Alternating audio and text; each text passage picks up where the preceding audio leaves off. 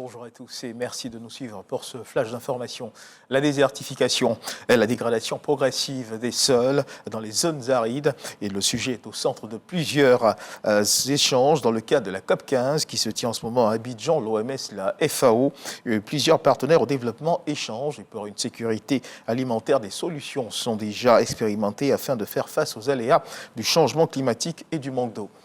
Dans l'actualité nationale, l'inspecteur général d'État Théophile Awa Ndoli a procédé à l'ouverture d'une session de renforcement de capacité des auditeurs et inspecteurs d'État de l'IGE. Ce programme qui se tient à l'Université internationale de Côte d'Ivoire, l'UICI, veut former les acteurs du contrôle de l'administration à la mobilisation des techniques d'analyse financière et de contrôle.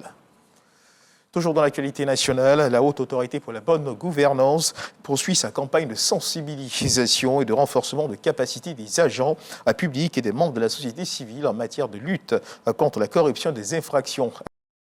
Des membres de l'ONG Griot du Peuple ont vu leur capacité renforcée sur cette problématique dans les locaux de cette institution. On en sait plus avec Danguina. Les membres de l'ONG dénommée Griot du Peuple suivent la présentation du dispositif de lutte contre la corruption élaboré par la Haute Autorité pour la bonne gouvernance avec visiblement beaucoup d'intérêt. La corruption, comme on vient de l'entendre, ça ne débute pas d'aujourd'hui.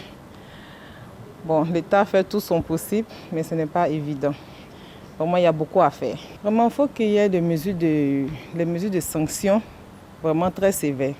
Voilà, pour mieux lutter contre ce phénomène-là, il faut vraiment de la sensibilisation.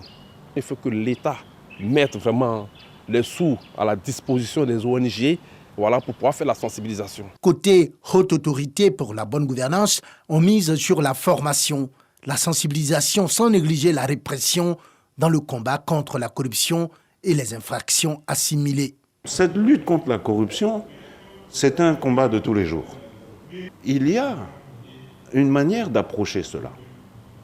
La répression, c'est une autre forme de sensibilisation. C'est vous amener à déclarer votre patrimoine dans les délais prévus. Mais il y a aussi la sensibilisation qui, en termes d'éducation, qui permet à l'enfant de dire « Non, je viens de faire quelque chose qui n'est pas normal ».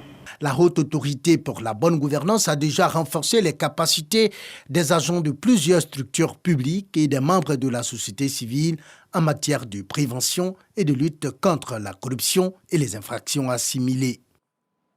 Dans l'actualité internationale au Burkina Faso, l'on est toujours sans nouvelles des 8 mineurs disparus dans la mine de Perkoa. Les recherches engagées n'ont pas encore porté de fruits. Aucun des mineurs n'a encore été retrouvé. Le temps semble s'être arrêté à Perkoa. L'espoir de les retrouver en vie s'estompe peu à peu. Depuis le 16 avril dernier, rappelons-le, ces mineurs se sont retrouvés bloqués à près de 720 mètres de profondeur. 8 mineurs, 6 Burkinabés, un Tanzanien et un Zambien. Au Mali, le champ d'action de la MINUSMA souffrirait de certaines restrictions imposées par les autorités maliennes.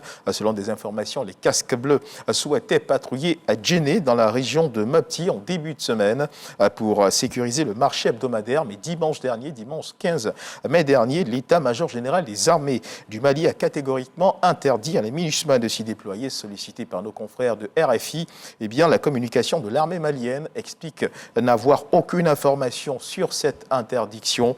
Depuis la mi-janvier, après l'arrivée des premiers combattants russes au Mali, une vaste zone d'interdiction de survol a également été imposée dans le centre du pays et progressivement élargie, des restrictions qui inquiéteraient donc la MINUSMA.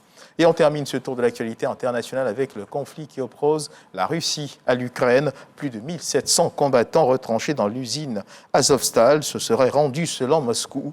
Dans cette crise qui est également une guerre de communication, la confusion règne toujours autour du nombre de militaires restants dans l'usine d'Azovstal de Mariupol, c'est en Ukraine. Voilà qui marque donc la fin de ce flash d'information. Merci de nous avoir suivis. Je vous retrouve à 13h pour le journal.